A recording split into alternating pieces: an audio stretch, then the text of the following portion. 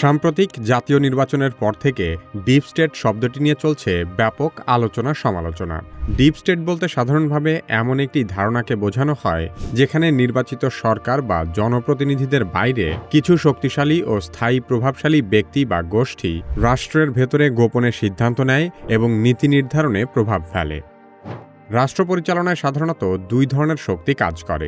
একটি হলো নির্বাচিত রাজনৈতিক নেতৃত্ব, যেমন প্রধানমন্ত্রী, প্রেসিডেন্ট, মন্ত্রী বা সংসদ সদস্যরা, এবং অন্যটি হলো স্থায়ী প্রশাসনিক কাঠামো, যেমন সামরিক বাহিনী, গোয়েন্দা সংস্থা, বিচার বিভাগ, আমলাতন্ত্র ইত্যাদি। ডিপ স্টেট তত্ত্ব অনুযায়ী এই স্থায়ী কাঠামোর কিছু অংশ নির্বাচিত সরকারের বাইরে গিয়ে নিজেদের প্রভাব বিস্তার করার চেষ্টা করে। অনেক সময় এরা নিজেদের স্বার্থ অনুযায়ী রাষ্ট্রীয় সিদ্ধান্তে হস্তক্ষেপ করে। নির্বাচিত রাজনৈতিক নেতৃত্ব নির্দিষ্ট সময় পর পর পরিবর্তন হয়, কিন্তু স্থায়ী প্রশাসনিক কাঠামোর কর্মকর্তারা একবার চাকরিতে ঢোকার পর অবসরে যাওয়ার আগ পর্যন্ত নিজ নিজ পদে বহাল থাকে। সে কারণেই তাদের সদিচ্ছার উপর দেশের উন্নতি অবনতি অনেকটাই নির্ভর করে।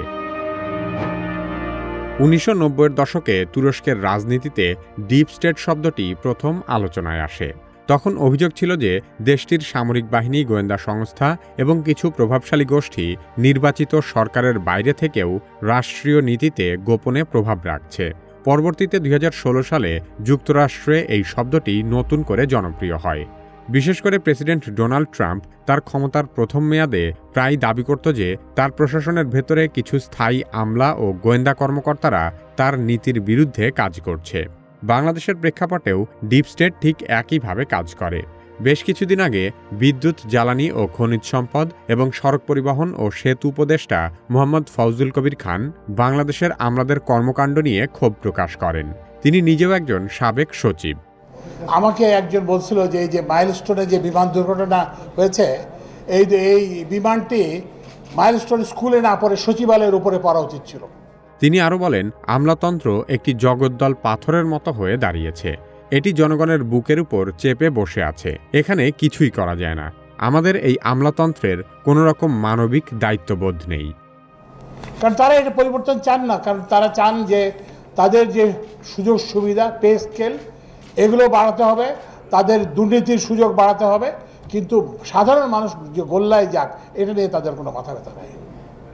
অনেক রাজনৈতিক বিশ্লেষক মনে করেন ডিপ স্টেট শব্দটি অনেক সময় একটি রাজনৈতিক অভিযোগ হিসেবে ব্যবহার করা হয়, যার মাধ্যমে সরকার নিজেদের ব্যর্থতার দায় অন্যদের উপর চাপানোর চেষ্টা করে। অন্যদিকে কিছু গবেষক বলেন, রাষ্ট্রের স্থায়ী কাঠামোর মধ্যে স্বার্থগোষ্ঠী থাকাটা অস্বাভাবিক নয়, বিশেষ করে যেখানে সামরিক বা গোয়েন্দা সংস্থার শক্তিশালী প্রভাব রয়েছে।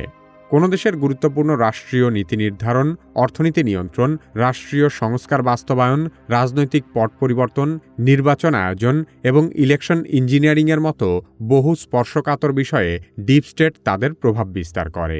ডিপ স্টেট নিজেদের স্বার্থেই সবসময় দুর্বল বা দুর্নীতিগ্রস্ত সরকার ক্ষমতায় রাখতে চায়, যাতে করে তারা তাদের ক্ষমতার সর্বোচ্চ অপব্যবহার করতে পারে। তবে ডিপ স্টেট যেহেতু কাজই করে গোপনে, তাই তাদের কর্মকাণ্ডের কোনো সরাসরি প্রমাণ পাওয়া যায় না। সে কারণে অনেক ক্ষেত্রে ডিপ স্টেটকে ষড়যন্ত্র তত্ত্ব হিসেবেও উড়িয়ে দেওয়া হয়। বর্তমান সময়ে এআই না শিখলে আপনি নিশ্চিতভাবেই পিছিয়ে পড়বেন। যারা নিজে নিজে এআই এর ব্যবহার শুরু করতে ভয় পাচ্ছেন, তারা কিভাবে একাডেমির এআই দক্ষতা কোর্সে ভর্তি হতে পারেন। ভিডিও ডেসক্রিপশন ও পিন কমেন্টে কোর্সের লিংক দেওয়া আছে।